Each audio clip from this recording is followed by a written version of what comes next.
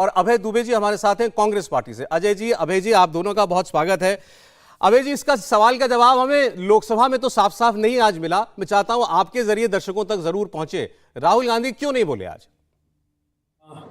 देखिए, आज की इन दृश्यों को देखने के बाद दो महत्वपूर्ण सवाल देश के मन में खड़े हुए। एक, क्या भारतीय जनता पार्टी के जो मंत्री हैं, संसदीय कार्य मंत्री, गृह मंत्री, वो डेस्परेटली ये चाह रहे थे कि राहुल गांधी जी सदन में आए और जिस मुखरता से उन्होंने पिछली बार बोला था अडानी के खिलाफ, शायद ये लोग चाहते हैं कि फिर से वैसी मुखरता से कोई मणिपुर पर और अडानी के खिलाफ बोले, ऐसी मंशा उनकी मुझे प्रतीत होती है।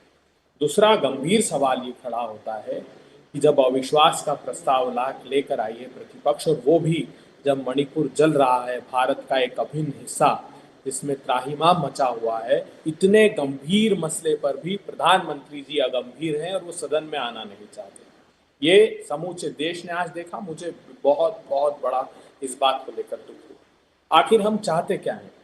गौरव गोगोई जी ने कहा कि प्रधानमंत्री जी, हमारी संख्या बल हमारे पास नहीं है, हम अविश्वास का प्रस्ताव लाकर सरकार गिराने की मंशा नहीं है, हम चाहते हैं मणिपुर का मनोबल को खड़ा किया जाए, इसलिए हम यह अविश्वास का प्रस्ताव लाएं। और प्रधानमंत्री जी, आइए, आपके नेतृत्व में हम सब इकट्ठा होकर चलते हैं, हम साथ देंगे आपका, क्योंकि यही गुहार वहां राज्यपाल महोदया ने भी लगाई मणिपुर में। जब इंडिया दल गया, सारे राजनीतिक प्रतिपक्षी राजनीतिक दलों का, तो उन्होंने कहा सब मिलकर साथ आइए जी। और बहुत भावुक कर देने वाली उनकी चर्चा उस दौरान हुई। मैं मेरे देश के प्रधानमंत्री से पूछना चाहता हूं, प्रधानमंत्री जी, 80 दिन तक क्या कारण था कि आप मौन साधे रहे? आप अमेरिका की संसद को तो संबोधित कर सकते हैं प्रधानमंत्री, लेकिन मेरी संसद को संबोधित करने के लिए जब मणिपुर के नागरिक चाहते हैं, तब आपके पास समय नहीं है। प्रधानमंत्री जी, आप नवाज शरीफ को गले लगा सकते हैं, प्रधानमंत्री जी आप फ्रांस में मैक्रोन को गले लगा सकते हैं, 7 देशों की यात्रा इस दौरान की, लेकिन आप मणिपुर के भाइयों के पास यात्रा करने नहीं गए। प्रधानमंत्री जी, 6000 आपराधिक मुकदमे वहां दर्ज हुए हैं, 4000 वेपन ऑटोमेटिक लूटे गए, 6 लाख गोलियां उन ऑटोमेटिक वेपन्स की लूट ली गई। प्रधानमंत्री जी, आपके विदेश राज्य मंत्री कहते रहे, 25 मई से कह रहा था कि मेरा घर जला दिया जाएगा, और वो तो यहां तक कह रहा था कि मैं हिंदू हूं, और हिंदुओं ने घर जला दिया। प्रधानमंत्री जी, मेरा वहां के उद्योग मंत्री का घर जलाया, वहां के एमएलए दिल्ली के दरवाजे पर आए और कहा कि प्रधानमंत्री जी, ये राज्य प्रायोजित हिंसा है।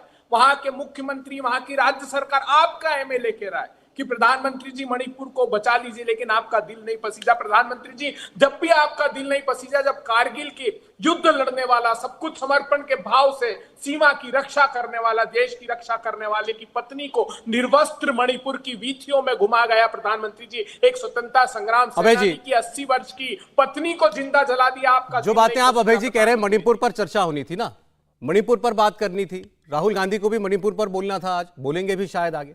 मेरा सवाल केवल इतना है कि इस बात का इंतजार क्यों कर रहे हैं राहुल गांधी कि जब प्रधानमंत्री सदन के अंदर आए तभी वो बोले? आप प्रधानमंत्री के सामने मुद्दे रखना चाहते हैं ना, प्रधानमंत्री के सामने राहुल गांधी का भाषण थोड़ी रखना चाहते हैं।